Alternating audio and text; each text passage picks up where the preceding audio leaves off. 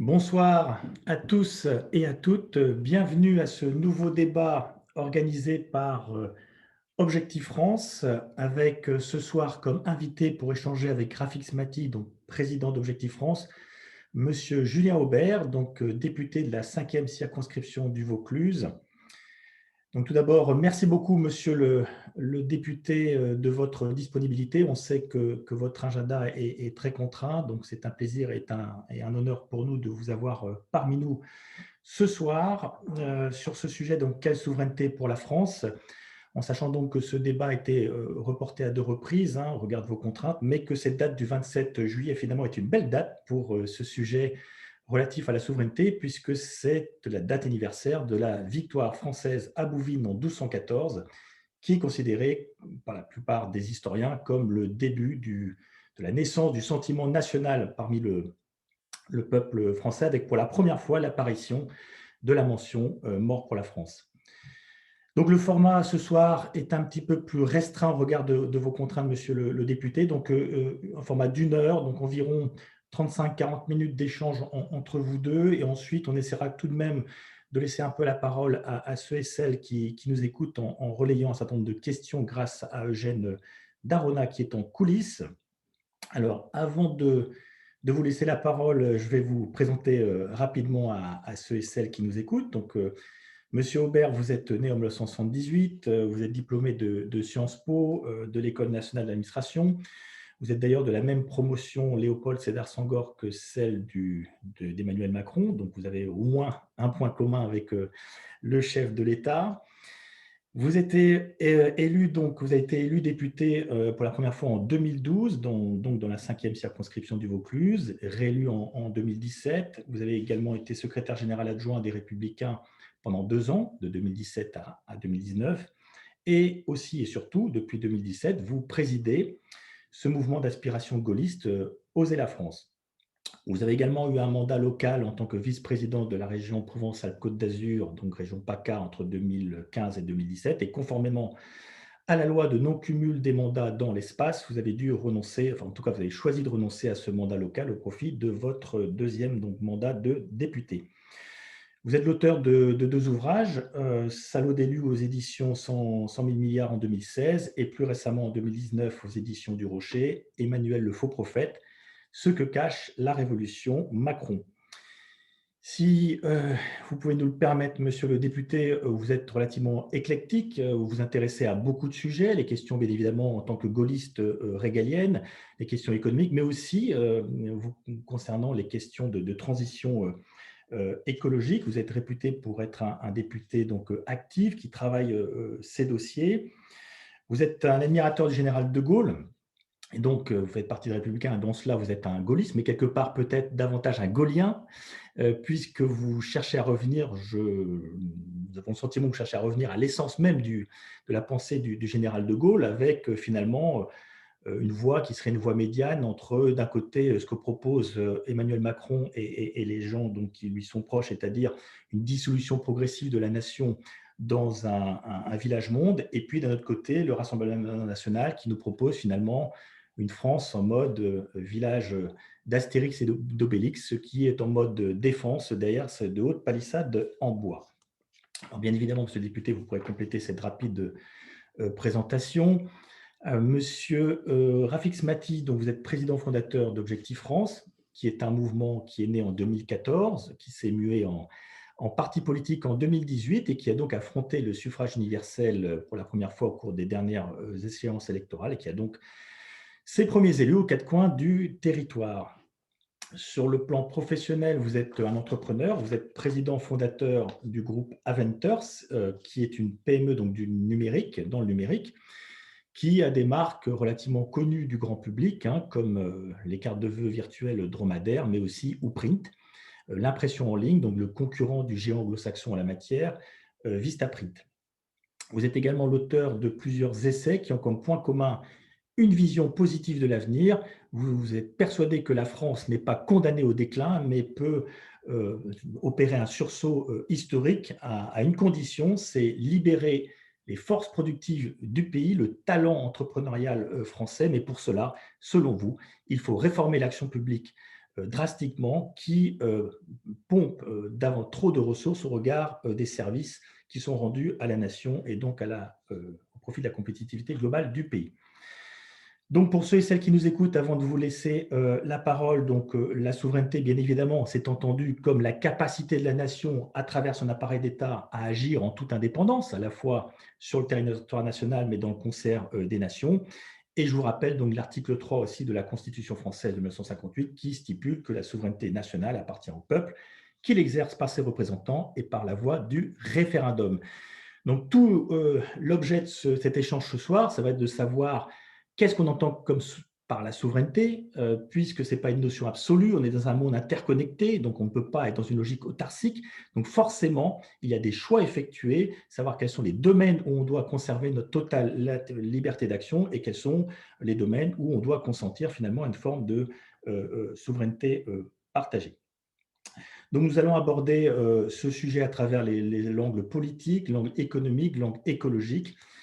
Et donc, avant de rentrer dans le vif du sujet, et pour vous permettre peut-être à l'un et à l'autre de faire une rapide introduction, qu'est-ce que vous entendez par ce sujet de souveraineté? Qu'est-ce qui vous vient spontanément à l'esprit quand on parle de ce thème? Alors, je vais peut-être me retourner vers notre invité de ce soir, Monsieur Aubert. Bonjour à tous et merci pour cette introduction qui était quasiment exacte. Je n'ai pas renoncé à mon mandat de vice-président, ce n'est pas un mandat, je suis resté conseiller régional jusqu'à la fin et on n'est pas diplômé de l'ENA, on est ancien élève. Mais sinon, bravo pour ce résumé de mon CV.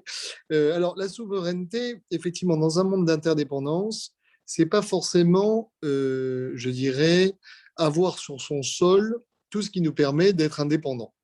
Puisqu'en fait, la souveraineté n'est intéressante que dans la mesure où elle permet une indépendance. L'indépendance, c'est la flamme et la souveraineté, la bougie. Donc, mais moi, ce qui m'intéresse, c'est évidemment la lumière, c'est la chaleur, donc c'est la flamme. Et je dirais que dans le monde d'aujourd'hui, la souveraineté peut se calculer ou s'apprécier en fonction, je dirais, de la vulnérabilité à un événement extérieur. Donc, finalement, lorsqu'il se passe quelque chose dans un pays A, à quel point ça va m'affecter moi? Exemple, lorsqu'une pandémie surgit en Chine, à quel point ça va m'affecter?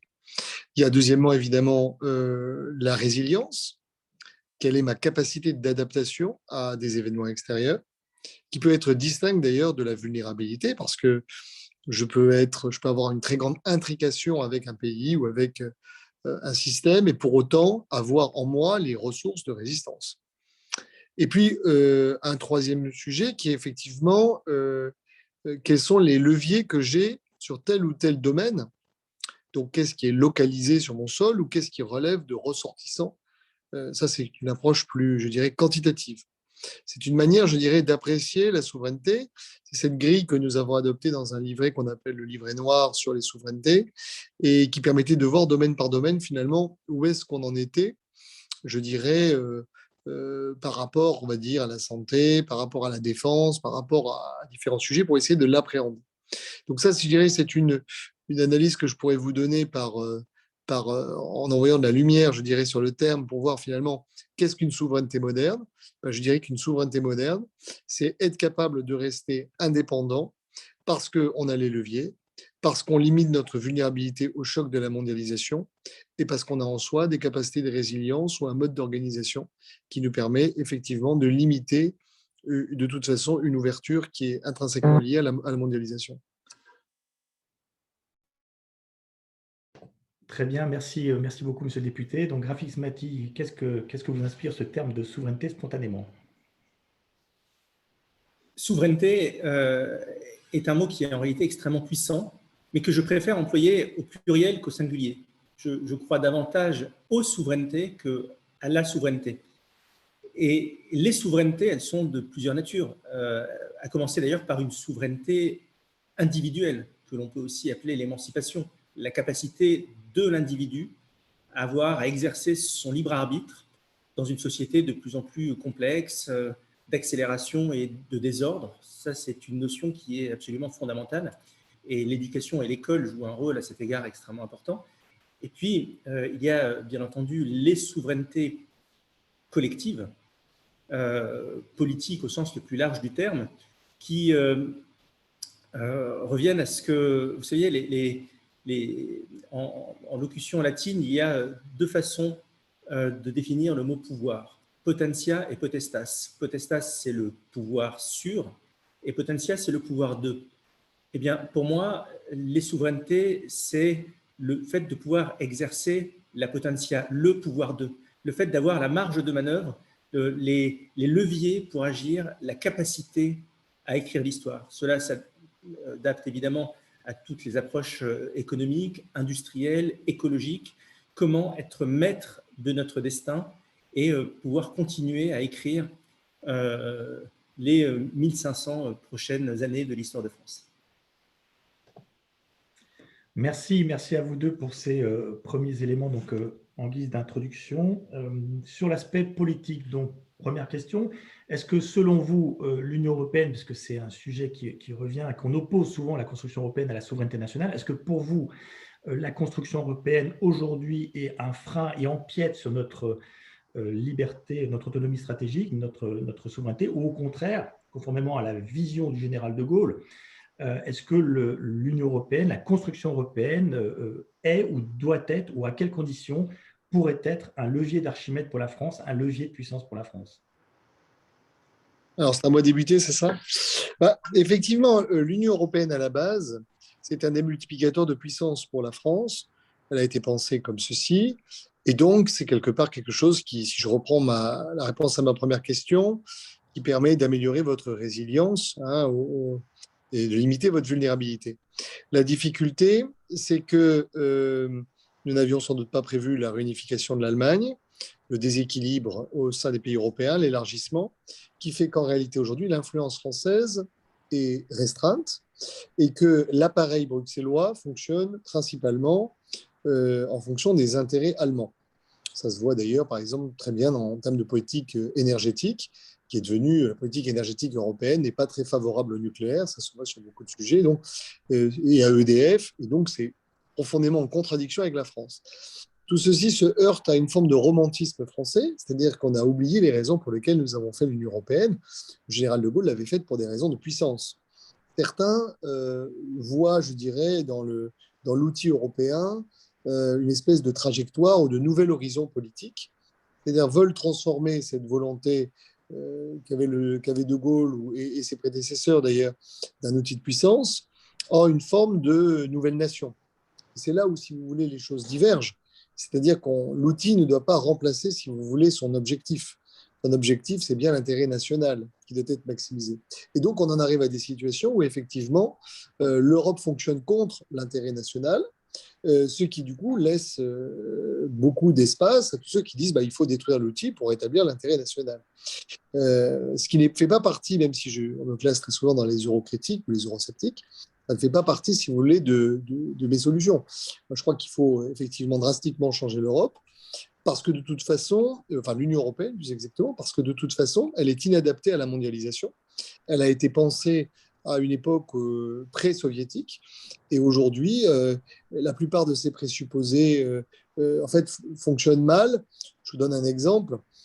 Avoir un grand marché unique, c'est une très bonne idée. Mais à partir du moment où le monde est devenu un grand marché unique, vous avez beaucoup de difficultés pour trouver quelle est votre plus-value là-dedans et où est-ce que vous devez mettre des barrières. Bien, merci beaucoup, Monsieur le député. Donc, Rafik Smati, votre vision de l'Europe au regard de notre souveraineté. Je partage tout à fait ce que vient de dire le député. J'ajoute que la question fondamentale qu'il faut se poser, c'est quelle est l'unité de base dans laquelle doit s'exercer un contrat social. Je suis de ceux, manifestement, monsieur le député aussi, qui considèrent que l'unité de base dans laquelle doit s'exercer le contrat social, c'est la nation. Parce que nous avons une communauté de destin, parce que nous avons une communauté de culture, de langue, et parce que, pour dire la chose simplement, beaucoup d'entre nous sont prêts à mourir pour la France, mais pas à mourir pour l'Union européenne. Donc, une fois qu'on a considéré que l'unité de base dans laquelle doit s'exercer le champ démocratique, c'est la nation, ensuite, on peut tout à fait, et on doit tout à fait, dans un certain nombre de domaines, mettre en commun un certain nombre de compétences avec des pays amis, des pays voisins, des pays alliés, mais en respectant un principe fondamental qui est celui de la subsidiarité. La subsidiarité, c'est quoi? La subsidiarité, c'est que par défaut, un projet est confié au niveau le plus compact pour pouvoir le gérer. Et si ce niveau-là, par exemple, la région ne peut pas le gérer, eh bien, ça passe au niveau supérieur, c'est-à-dire la nation, l'État.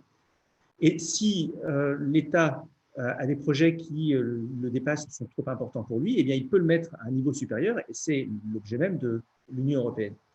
Et à mon sens, il y a assez peu de projets qui mériteraient d'être mis en commun au niveau supranational.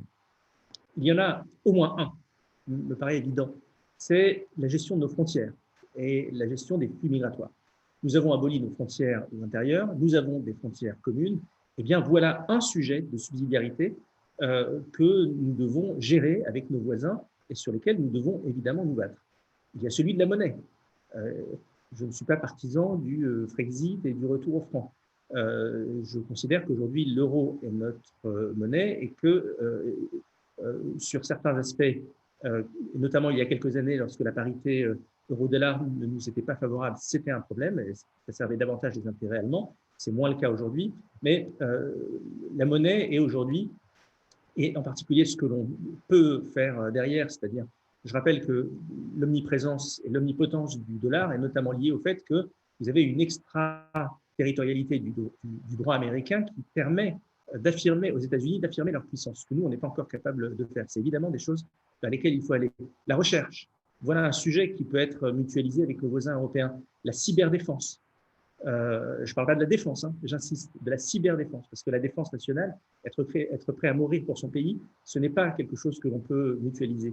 Mais sur plein de sujets qui sont aujourd'hui traités par l'Union européenne, je vous en donne un à titre anecdotique, par exemple la chasse, les politiques de la chasse. En France, vous avez 4 millions de chasseurs, dans les pays du Nord, vous n'avez pas de chasseurs. Quelle est la logique qui consiste à avoir une politique commune de la chasse? Faisons bien un certain nombre de choses précises, comme par exemple la gestion des frontières, la cyberdéfense, la recherche et la monnaie, et laissons aux États, aux régions et aux départements et aux communes le soin de faire ce qu'elles peuvent faire. Et je pense que dans cette configuration-là, les citoyens seront beaucoup plus proches et sensibles à ce que peut apporter l'Union européenne. Merci Rafik Smati, monsieur le député. Une rapide réaction, des points de divergence éventuels ou au contraire vous êtes en phase avec ça? J'ai jamais trop aimé le mot de subsidiarité parce que dans subsidiarité, il y a subsidiaire, ce qui donne l'impression, si vous voulez, que la nation serait moins importante que le haut. Je fonctionne, si vous voulez, en me demandant toujours, c'est la même logique, même si je n'utilise pas le mot, mais en quoi c'est intéressant et en quoi ça maximise mon intérêt national d'avoir une politique de la chasse, par exemple. Alors, sur la monnaie, je pense que la manière dont nous avons construit la monnaie, l'euro, a été fait essentiellement pour des raisons politiques et que nous avons écrasé nos propres intérêts économiques. Nous sommes un pays qui avait toujours une monnaie assez faible, qui procédait à des dévaluations, et on a voulu se payer une monnaie forte qui correspond plutôt à des industries à haute valeur ajoutée. D'ailleurs, faisait le choix d'une économie de service. Donc, nous avons aujourd'hui une monnaie qui est assez mal adaptée. Le risque, ce n'est pas tant que la France quitte l'euro, c'est plutôt qu'un jour l'euro quitte la France, ou plus exactement que les Allemands nous convoquent un jour à Berlin en nous expliquant que ça ne va plus et qu'il va falloir prendre certaines mesures ou alors l'euro ne survivra pas. Et moi, je crois, si vous voulez, que c'est une monnaie qui est fragile parce qu'en termes économiques, elle correspond à des économies qui sont assez différentes. Et donc, si un jour on avait un choc qui affectait de manière différente les pays de l'Union européenne, c'est la théorie des chocs asymétriques de Mendel, on aurait probablement de gros problèmes, comme on a pu le voir. Alors, avec la Grèce, ça s'est, je dirais, soldé de manière assez brutale, mais c'était un petit pays. Je ne suis pas certain que politiquement, ça pourrait survenir. Et puis d'ailleurs, au plan je dirais, du projet européen, rappelons-nous quand même que nous avions fait la monnaie pour accélérer, je dirais, l'affectio societatis au sein de l'Union. Or, depuis qu'on a l'euro, on ne s'est jamais autant tapé dessus. On a vu des Grecs devoir aller à Canossa à Berlin, des noms d'oiseaux fusées. Donc, évidemment, pour l'instant, ça s'est un petit peu calmé, mais je crois que s'il y avait demain un choc monétaire, on pourrait le payer lourdement. Donc, en tout cas, je dirais que si j'étais au gouvernement, je prévoirais quand même un plan B au cas où l'euro explose. Très bien, merci Monsieur le député. Donc, deuxième question, dernière question sur le volet politique avant de passer au volet économique. Donc, les leviers traditionnels, je dirais, de la souveraineté sont notamment la politique diplomatique et la politique de défense. Quelle est votre vision de notre démarche en la matière sur le volet donc, diplomatique et sur le volet militaire? Je commence, oui. Allez-y, oui. Le volet, alors, vous voulez dire en termes de la souveraineté, pas forcément lié à l'Union européenne, on est d'accord, hein. Oui, tout à fait. Moi, je pense, si vous voulez, l'armée, la défense, c'est le cœur de la souveraineté, hein. C'est vraiment la dernière chose qu'il faut partager avec les voisins, et c'est la dernière chose où il faut être dépendant des voisins. On en arrive à un stade qui est critique. C'est-à-dire qu'effectivement, il y a un effort financier qui a été fait sous Emmanuel Macron, 2% du PIB. Le problème, c'est le recrutement. Aujourd'hui, vous avez quasiment une personne embauchée pour un candidat, tellement vous avez peu de vocation.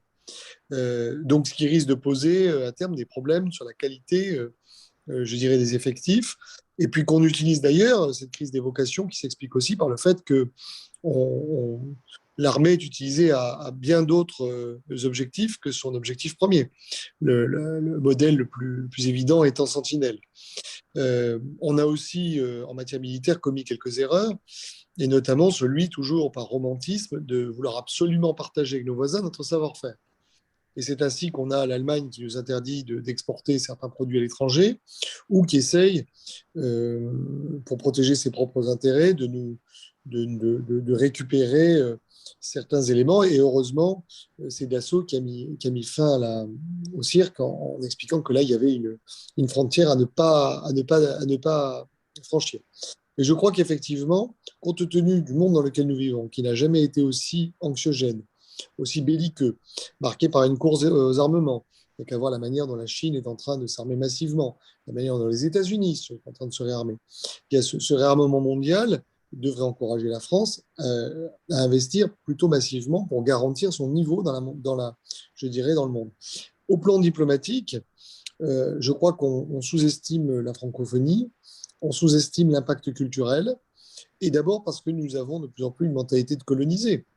Ce qui est chic à Paris, c'est de parler anglais, d'importer les idées, le woke, les idées venues d'outre-Atlantique au plan intellectuel, alors qu'en réalité, la force de notre soft culture, c'est justement le modèle français, un modèle culturel qui est différent. Et donc, on est en train là, à mon avis, de nous priver d'une branche importante. Donc voilà, je plaide, moi, pour un retour à nos intérêts stricts, à mettre de l'argent sur la francophonie, à voir effectivement nos liens très forts avec ces pays francophones et à jouer notre rôle en Afrique, parce que en réalité, l'Afrique est sans doute la puissance qui sera montante au plan continental dans le prochain siècle. Il y a déjà les Chinois qui sont installés, les Russes, et nous sommes en train de nous faire tailler des croupières au plan de l'influence. Bien, merci, merci Monsieur le député. Donc, Rafik Smati, quelle est votre vision de notre politique diplomatique et de défense? Tout d'abord, je voudrais remercier Monsieur le député pour ce qu'il vient de dire sur la francophonie. C'est un vrai point de convergence entre nous. La francophonie, c'est un levier de puissance et de grandeur pour notre pays et un levier d'influence monumental. Quand on sait que la croissance du 22e siècle sera probablement portée par l'Afrique, et quand on voit à quel point nous sommes encore, nous, Français, dans une logique de culpabilité liée à l'époque coloniale, culpabilité qui aujourd'hui n'est fondée sur rien et qui nous empêche d'agir et qui, de ce fait, laisse le terrain libre, notamment aux Chinois, c'est irresponsable. Oui, la France doit absolument nouer un partenariat stratégique avec les pays africains et se reposer sur sa langue qui sera parlée par 700 millions de personnes d'ici 2050. Donc, c'est quelque chose de fantastique. Et derrière la langue, il y a la culture, il y a la diplomatie, il y a l'influence économique. Donc, c'est évidemment, merci d'en parler, Monsieur Aubert, c'est évidemment un levier de souveraineté fondamentale. Sur la dimension militaire, il faut sortir de cette posture extrêmement bisounours aujourd'hui, qui était celle, vous savez, de la fin de l'histoire, qui consistait à dire que finalement, les positions géopolitiques étaient figées, qu'on pouvait se permettre de faire de nos armées la variable d'ajustement de l'ensemble des politiques publiques. Le fait est qu'aujourd'hui, le monde se réarme. La Chine s'équipe tous les 4 ans de l'équivalent d'une marine nationale française. Simplement pour vous donner un ordre de grandeur, les sommes qui sont investies sont colossales et la crédibilité dans une géopolitique des États-puissances passe par son armée. Alors, vous avez certains bien-pensants qui considéreront que cela est secondaire et que le discours que je vous tiens est un discours du XXe siècle. La réalité, et c'est ainsi depuis 2000 ans, l'influence, la puissance, la souveraineté passe par la capacité, ce n'est pas être belliqueux que de dire ça, mais par la capacité à pouvoir lever une armée et à la dépêcher sur des théâtres d'opérations divers.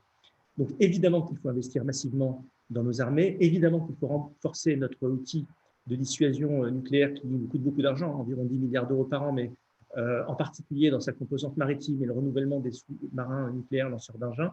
Évidemment qu'il faut mettre le paquet sur notre marine nationale, parce que la France, on ne le dit pas assez, et ça aussi, ça fait partie des leviers de grandeur fantastique. C'est le deuxième territoire maritime du monde, peut-être bientôt le premier, avec 11 500 000 km² de zones économiques exclusives qu'aujourd'hui, on se fait piller, parce qu'on n'a quasiment pas de patrouilleurs sur le terrain. Donc, nous devons défendre nos zones économiques exclusives et le patrimoine et le joyau maritime français. Tout cela coûte beaucoup d'argent, mais la politique, c'est faire des choix. Je considère, nous sommes beaucoup à considérer que la défense nationale, l'armée, le régalien en sens large ne peuvent plus être les variables d'ajustement des politiques publiques. Et un État qui est à sa place, c'est un État qui est d'abord béton, absolument béton sur ses armées, sur sa justice, sur sa police, et qui ensuite crée les conditions pour pouvoir entreprendre de grandes choses et créer de la prospérité. Mais il faut remettre les choses dans l'ordre et la souveraineté, la puissance passe par des armées qui sont solides. Très bien, merci beaucoup, merci à vous deux. Donc sur ce volet politique en synthèse, très rapidement, donc vous êtes très convergents, notamment sur l'Union européenne, qui est à l'origine de la vision du général de Gaulle, devait être un levier d'Archimède, un levier de puissance pour la France et qui a dérivé notamment suite au traité de Maastricht dans une logique non pas confédérale d'Europe des nations, d'Europe des patries, mais une logique de super-État, une logique fédérale et plutôt au service des intérêts allemands. Vous avez quelques petites nuances sur les notions de subsidiarité, sur la monnaie également, mais vous êtes quand même relativement convergents et convergents aussi sur les leviers traditionnels de la souveraineté française, la souveraineté d'un État, donc le réseau diplomatique, la France a le 3e réseau diplomatique mondial, et puis les forces armées, et avec aussi de nouveaux leviers de puissance que sont la francophonie et également notre espace maritime qui, si on compte les plateaux continentaux, est le premier domaine maritime mondial. Alors sur le plan, ça nous amène d'ailleurs au plan économique, puisque un pays souverain est un pays qui a les moyens de ses ambitions, qui a les moyens de ses leviers régaliens, et pour ça, donc comment, selon vous, redynamiser notre économie avec un compromis entre une vision libérale à la Thatcher, si vous voulez, où quelque part on redynamise une économie, mais en perdant des pans entiers en termes de souveraineté de capital de nos entreprises, donc principal de beaucoup de nos entreprises, et une vision colbertiste qui peut être inefficiente, car l'idée serait de produire tout en France ou un maximum de choses en France. Donc, quelle est votre vision? Quelles sont vos idées pour redynamiser notre tissu économique, pour financer notre modèle social et environnemental qui se veut bien évidemment de haut niveau? Monsieur Aubert? Oui, moi je crois que si vous voulez, en économie, il n'y a pas d'idéologie. Il faut être libéral quand les choses impliquent d'être libéral. Regardez, De Gaulle a été très libéral en 1958. Il faut être colbertiste quand les choses vous incitent à être colbertiste. De Gaulle a été très colbertiste en 1947. Donc, l'économie n'est pas une religion. Aujourd'hui, ce que je constate, alors d'abord, le mot libéralisme est un mot piégé. Parce que dès qu'on parle d'un rôle de l'État, on dit vous n'êtes pas libéral. Moi, ce que je combats, c'est ce qu'on appelle le néolibéralisme, ce que j'appelle le néolibéralisme, c'est-à-dire la croyance, de mon point de vue dépassé, qu'il faut systématiquement mettre en concurrence tous les secteurs, systématiquement concéder au privé ou systématiquement faire du libre-échange. comme si c'était une religion. Il y a des domaines où le libre-échange n'est pas adapté, parce que vous arrivez à un stade où vous faites du commerce inéquitable, vous vous retrouvez en concurrence avec des pays qui ne respectent aucune norme sociale ou écologique, et donc, de facto, vous vous faites dévorer. Hein. C'est ce qui est arrivé. Par exemple, moi, j'ai des agriculteurs en Vaucluse. Forcément, quand vous les mettez en concurrence avec les Espagnols ou les Portugais qui produisent la fraise à 6 fois moins cher, à un moment donné, ils ne survivent pas. Parce que nous sommes aussi dans des sociétés où, à part, je dirais, une petite élite qui est prête à payer très cher un produit de très grande qualité, la majeure partie de la population, elle est plutôt sur le phénomène Lidl, c'est-à-dire je cherche le moindre prix. Deuxièmement, la libre concurrence, elle a évidemment, je dirais, un impact tout à fait nécessaire sur des secteurs qui ne sont pas stratégiques, mais on ne va pas tout mettre en concurrence. Il y a des choses où ça n'a pas forcément donné, ou en tout cas, il y a des effets pervers. Je vais donner un exemple, par exemple. En matière téléphonique, la libre concurrence, elle a évidemment beaucoup profité aux villes. En revanche, vous avez des secteurs entiers du pays où le réseau date à mon âge, hein, il date de 77-78, donc il est défaillant, et où on peine à installer la 4G. Et puis, parce que Orange préfère mettre de l'argent, enfin d'abord, ce n'est pas toujours son métier, et puis ensuite, la bataille se fait ailleurs. Et puis, sur, je dirais, le fait de concéder au privé, il y a eu des opérations qui se sont révélées extrêmement juteuses. Je pense par exemple aux autoroutes, ou d'autres où l'État finalement n'a pas voulu jouer un rôle et où à la fin on a vu partir des véritables fleurons français qui ont été dévorés par des acteurs étrangers. Je pense à la catastrophique politique menée dans l'énergie par Emmanuel Macron, qui a quand même réussi à couler le groupe Alstom. Bon. Donc il faut faire attention parce qu'aujourd'hui, nous avons besoin de réindustrialiser le pays. C'est la première des priorités. Parce qu'on a beaucoup trop misé sur une économie de services, parce que l'industrie fixe des emplois dans des territoires, parce qu'elle s'adresse à des classes populaires et parce qu'elle permet de garantir une certaine résilience, confère la réponse à ma première question. Donc, pour faire de la réindustrialisation, il faut quand même avoir une vision du territoire, un aménagement du territoire, une vision dans le temps, une manière dont on oriente les investissements, et donc on a besoin d'un État stratège, et peut-être d'ailleurs d'un retour d'un ministère de l'Industrie. Deuxièmement, sur le libre-échange, je ne reviens pas sur l'agriculture, mais on a un vrai sujet là-dessus. Et puis, une fois qu'on a dit tout ceci, je crois qu'on doit revoir la manière dont on conçoit les impôts ou l'imposition dans ce pays. Notamment la production, qui est beaucoup trop élevée, qui date d'ailleurs de Giscard, qui était pourtant un grand libéral, mais qui a créé un déficit de compétitivité avec d'autres pays. Et on doit évidemment rester vigilant sur des secteurs comme l'énergie, parce que l'énergie, ça fait partie des coûts extrêmement importants dans la compétitivité internationale. C'est pour ça que je vois d'un très mauvais œil tout ce qui fait augmenter et inflater les prix, parce que ce serait quand même dommage qu'on résolve le problème fiscal et qu'on en crée sur un autre poste un problème subséquent. Et puis après, il y a le sujet, je dirais, du coût du travail. Et qu'à mon avis, on ne pourra résoudre. Alors, je suis très distinct à la fois des libéraux qui veulent baisser le coût du travail, parce qu'à un moment donné, alors la baisse des cotisations, ça donne un impact quand même sur la sécurité sociale. Je ne pense pas non plus qu'on est dans un pays où malheureusement l'assistanat s'est développé parce qu'en fait, il n'y a pas d'incitation pour le retour au travail. Donc moi, je plaide pour une troisième voie, c'est-à-dire inciter les entreprises par une baisse majeure de l'impôt sur les sociétés à délivrer des actions gratuitement à leurs salariés pour que, par le travail, on ait une part de rémunération qui soit liée au salaire et une autre part qui soit liée au capital. C'est-à-dire la fameuse participation de Gaulle, mais quand on parle du travail, les gens pensent salaire. Le salaire, ce n'est pas la seule option qu'on a pour rémunérer le travail. Et je crois que c'est la seule manière de sortir du piège dans lequel on est, où on ne peut pas augmenter les bas salaires, parce que sinon, on n'est plus compétitif.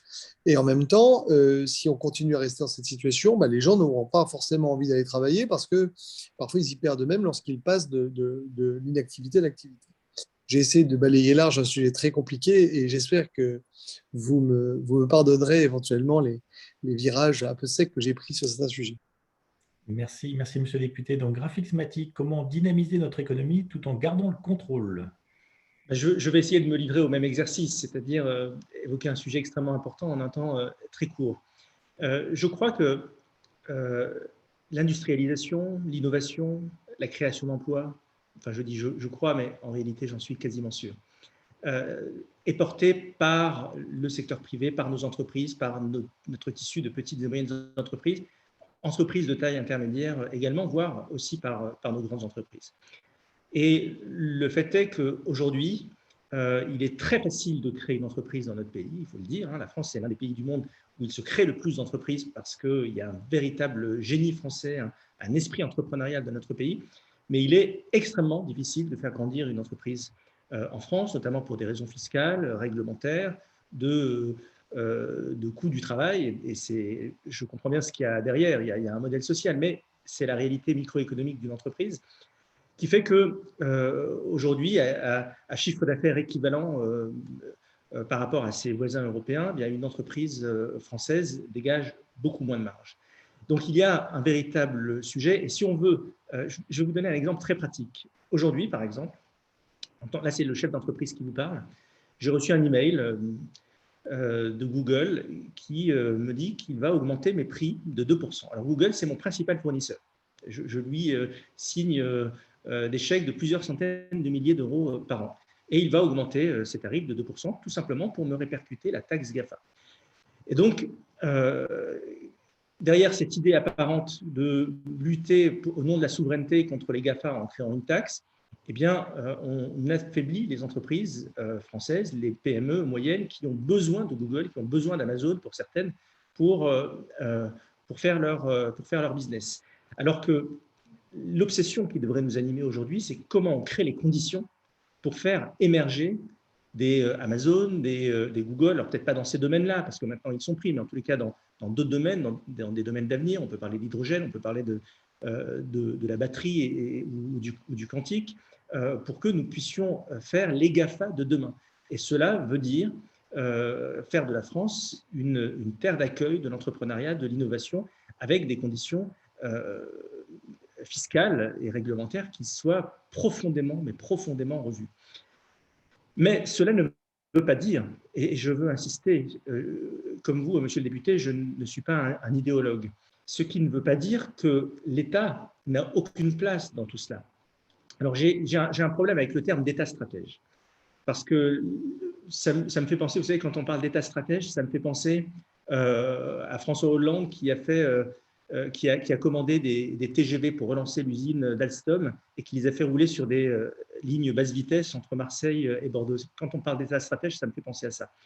Bon, il y a une autre façon d'appréhender l'État stratège et je vois ce que l'on entend par cette locution. Si l'État stratège, c'est par exemple ce que font les États-Unis en matière de conquête spatiale, c'est-à-dire donner une impulsion, donner des moyens, mais ensuite confier aux acteurs privés le soin de délivrer, d'exécuter, ce que les États-Unis et la NASA font avec SpaceX et Blue Origin. Là, c'est extrêmement intéressant. Et chacun est à sa place. Vous avez un État qui est garant du temps long, qui donne une impulsion, qui soutient le secteur privé, mais vous avez un secteur privé qui est agile, qui est capable d'innover, qui est capable de réaliser en des temps records des petits exploits.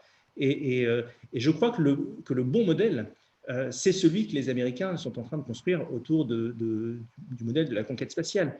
Un modèle de partenariat intelligent, État, on peut le qualifier de stratège ou en tous les cas visionnaire, ou en tous les cas à sa place, et d'acteurs privés qui, libérés de contraintes fiscales pléthoriques et réglementaires, peuvent faire des étincelles. Et mon sentiment est qu'en France, nous avons les meilleurs ingénieurs du monde. Nous avons, quand on parle de génie français, ce n'est pas qu'un cocorico de base. Je crois qu'il y a vraiment une réalité. Eh bien, si on est capable de mettre tout ça en mouvement, croyez-moi, on sera capable de faire des étincelles et on réindustrialisera la France parce que, à conditions fiscales et réglementaires égales, eh bien, un entrepreneur du monde entier préférera venir entreprendre en France plutôt que dans n'importe quel autre pays parce que la France est le pays, et ce n'est pas du chauvinisme que de dire ça, dans lequel eh bien, il est le plus agréable à vivre, il est le plus agréable d'évoluer. Personne ne vous dira que son rêve est d'aller mourir en Allemagne ou en Suède. Beaucoup de Suédois ou d'Allemands vous diront que leur rêve est d'aller mourir en France ou en Italie. c'est une image, mais qui est révélatrice de tellement de choses. Merci, merci Rafik Smati. Donc, le temps nous est compté. Donc, c'est vraiment un sujet, la souveraineté économique mériterait un débat à lui seul.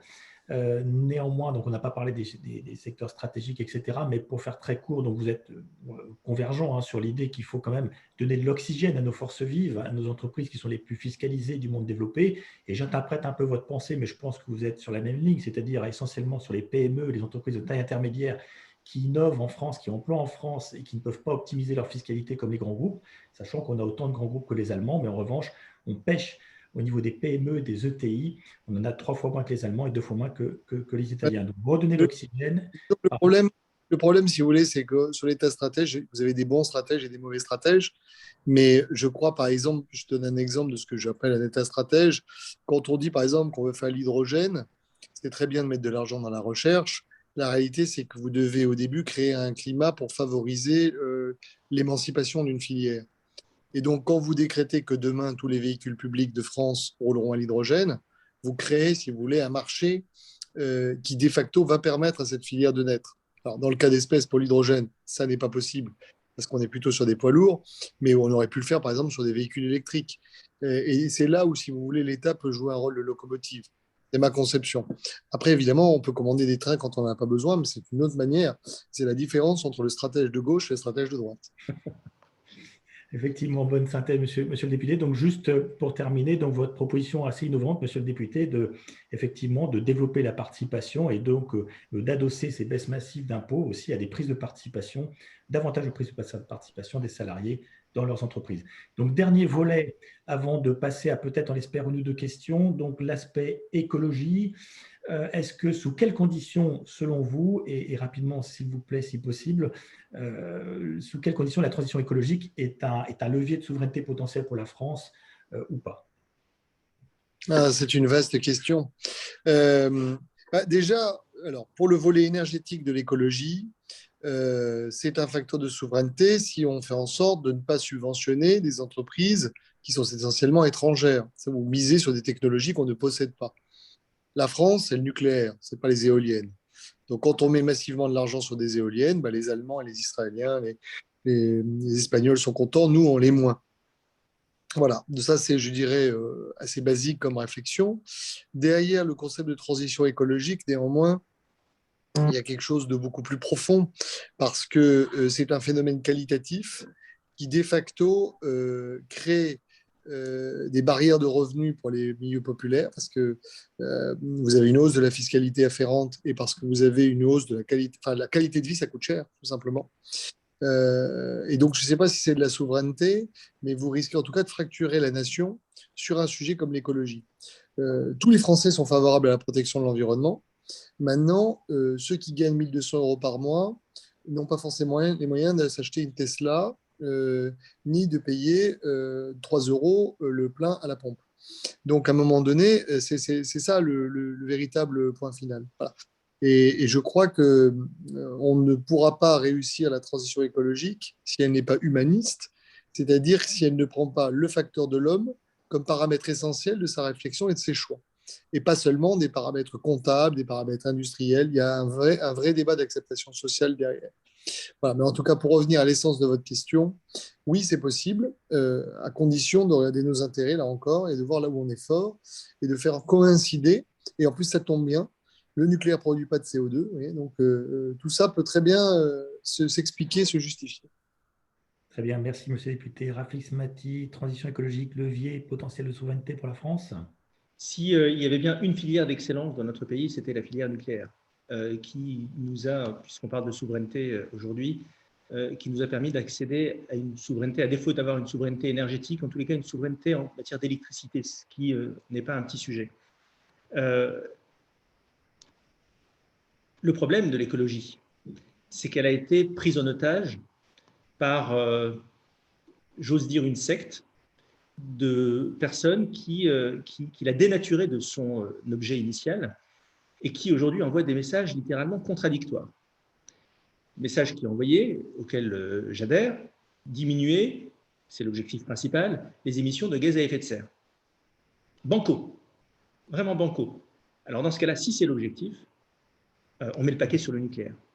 Parce que comme l'a si bien dit le député, le nucléaire est aujourd'hui l'énergie qui émet le moins de gaz à effet de serre et qui est le plus neutre en matière de dérèglement climatique. On ne peut pas, d'un côté, vouloir fermer des centrales nucléaires, faire tourner des moulins à vent qui fonctionnent par intermittence, vouloir installer et subventionner des panneaux solaires qui sont produits par la Chine, et d'un autre côté, vouloir absolument décarboner la France. Et puis, vous avez des logiques très contradictoires qui se passent. Ça va être la fin des véhicules essence et diesel à horizon 10 ou 15 ans. Dont acte. Donc, comment vont rouler ces véhicules? Peut-être à l'hydrogène, je le souhaite, mais en attendant que l'hydrogène soit efficace, ça passera sans doute par l'électricité. Faire rouler 30 millions de véhicules électriques, il en faut de la puissance électrique. Il en faut. Alors, que va-t-on faire? Et ça, c'est un sujet politique de base. Et je rappelle que l'énergie, c'est une des politiques publiques de long terme par excellence, parce que les décisions qui se prennent aujourd'hui vont avoir un impact pas avant 5 ou 10 ans. Et ça prend du temps de construire une centrale nucléaire. Eh bien, si dans 10 ans, nous voulons faire rouler 30 millions de véhicules électriques, comment allons-nous les alimenter? Le fait que Emmanuel Macron ne se positionne pas sur la construction de centrales de troisième génération d'EPR est une faute. C'est un gage qu'il essaye de donner à son aile gauche ou à son aile écologique, mais c'est une lâcheté coupable. Parce que pendant ce temps-là, la Chine est en train d'expérimenter des réacteurs de quatrième génération. La Chine est en train de faire marcher, parce qu'elle a réussi à le faire, elle, des réacteurs EPR. Ils sont en train de tester des nouvelles générations de réacteurs nucléaires compacts.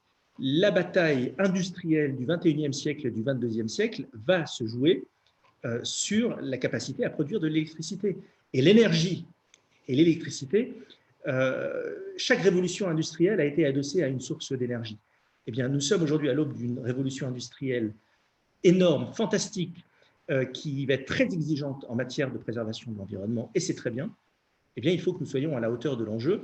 Et de ce point de vue-là, la France, qui a été le pays emblématique du nucléaire, de la recherche scientifique et de l'avant-garde, aujourd'hui a perdu par lâcheté un certain nombre d'années. Je crois que c'est l'une des priorités du prochain quinquennat, une priorité majeure.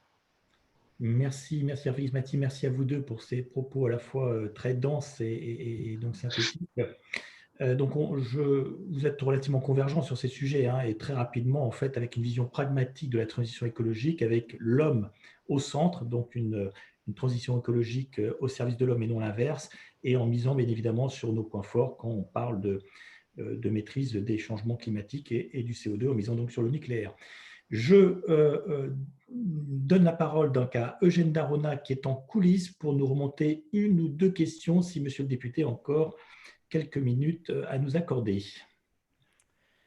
Oui, tout à fait, Patrice. Il y a pas mal de questions et aussi de commentaires qui vont dans le sens des propos de nos invités. J'en prends une, celle de Jean-Philippe. Vous êtes tous les deux héritiers politiques du général de Gaulle. Quelle est votre position vis-à-vis de l'OTAN et plus particulièrement d'une ouverture commerciale vers la Russie?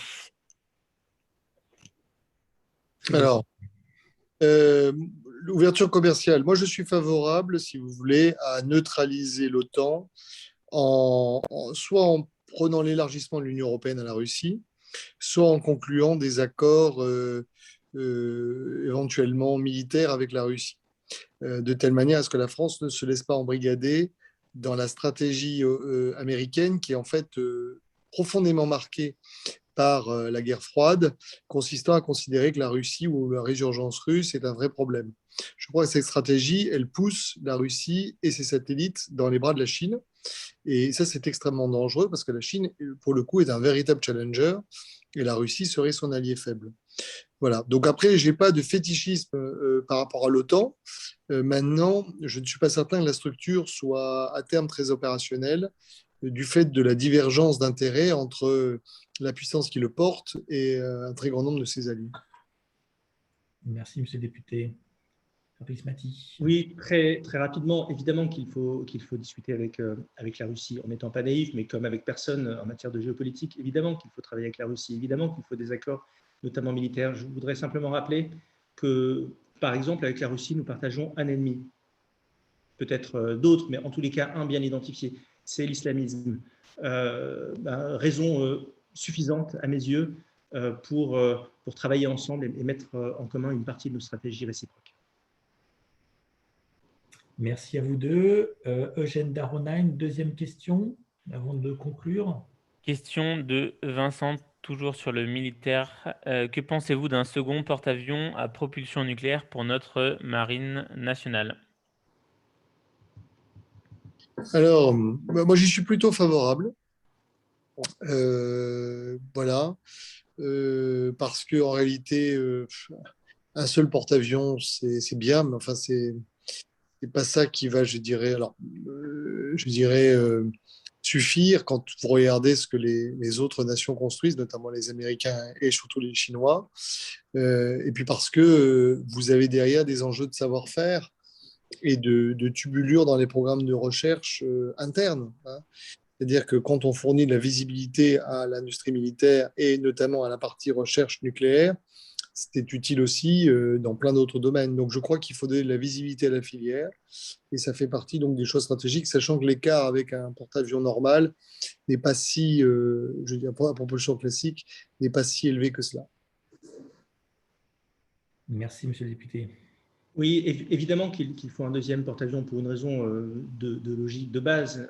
Si nous intégrons le groupe aéronaval dans notre stratégie de projection, eh bien nous avons besoin de pouvoir le faire à tout moment. Et l'idée qui consiste à dire que une fois tous les 3-4 ans, nous devons gérer avec 18 mois d'interruption, c'est juste pas possible.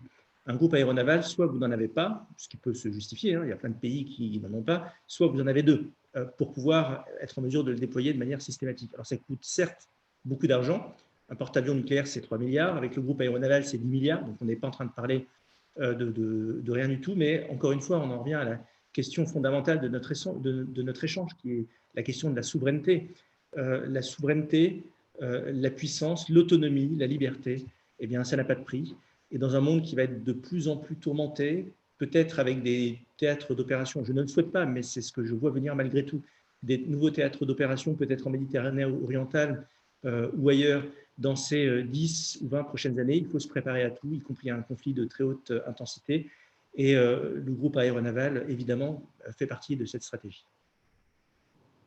D'ailleurs, dans les territoires qui risquent à terme, dans les années prochaines, d'être menacés, vous avez la Nouvelle-Calédonie. Et, alors notamment si elle accède à l'indépendance, mais on voit qu'il y a une pression très forte qui s'exerce et avoir un porte-avions qui peut de temps à autre aller là-bas, c'est une bonne idée. Merci, merci à vous deux. On arrive au terme de cet échange, de ce débat. Donc, merci Rafik Smarty, merci monsieur le député, merci encore de votre disponibilité en dépit d'un agenda contraint. Donc, vous avez fait l'effort de venir échanger avec Rafik Smarty dans un format donc, du coup d'une heure, un peu plus réduit. Voilà, donc je vais vous laisser quelques instants pour conclure. Un petit mot donc de conclusion. Écoutez, merci pour votre invitation. Je crois qu'on se demande à quoi, enfin, les gens sont souvent centrés au moment des élections présidentielles sur qui va gagner, est-ce qu'il faut qu'il soit vieux, grand, énarque ou pas énarque. Le vrai sujet, c'est d'avoir un diagnostic lucide sur notre pays et de comprendre que si on ne met pas la souveraineté au cœur des débats futurs, ça ne sert à rien. Comme on l'a expliqué tout à l'heure, l'échelle de la démocratie, c'est la nation. Il n'y a pas de démocratie qui s'exerce au niveau européen. Il ne peut pas parce qu'il faut un peuple. Et donc, si on fracture ceci, on fracture aussi la démocratie et donc derrière la citoyenneté. C'est donc pas seulement un sujet militaire ou économique, c'est un sujet éminemment politique. Et ce qui est en train de se passer, c'est qu'on a tellement, je dirais, diabolisé le mot de souveraineté en expliquant aux gens que défendre sa souveraineté, c'est-à-dire en fait la propriété, c'est être un dangereux nationaliste ou un dangereux belliciste. Nous nous retrouvons un peu comme des naïfs ou des simples d'esprit dans un monde très compliqué. Donc il est urgent de revenir plutôt à la lecture de Richelieu qu'à la lecture d'Aristide Briand. Et donc j'espère que l'élection de 2022 sera l'occasion d'avoir un vrai programme pour mettre fin à cette lente glissade française. C'est généralement quand elle est au fond du fossé que la France retrouve son génie et qu'elle sait dompter les siècles. Donc il est grand temps qu'elle chevauche le tigre, pour citer Emmanuel Macron. Merci, monsieur le député, pour cet échange. C'est toujours très agréable de parler de la France. Malheureusement, vous êtes dans l'hémicycle assez peu qui tiennent un discours construit, sincère, sur la France et sur son avenir. Vous en faites partie, j'en suis extrêmement heureux, j'en fais évidemment partie également. La France, aujourd'hui, traverse une crise qui est quasi civilisationnelle, qui est historique. On est vraiment à la croisée des chemins. La possibilité d'un déclin, c'est une vraie possibilité, c'est crédible. Beaucoup d'ailleurs ont entériné l'idée de ce déclin, l'idée selon laquelle la France avait vocation à sortir de l'histoire, qu'il fallait déconstruire l'histoire et la culture française. Je suis de ceux qui pensent que la France a un avenir devant elle, à condition de renouer avec un certain nombre de fondamentaux. Et le thème de notre échange d'aujourd'hui, qui est celui des souverainetés, je crois que c'est un thème, un sujet qui est d'une modernité absolument exceptionnelle. Le camp du bien va essayer de faire passer ce sujet-là comme étant un sujet réactionnaire. Eh bien, nous allons lui démontrer à quel point ce sujet est moderne et capable de séduire une grande partie de nos compatriotes, et y compris les plus jeunes.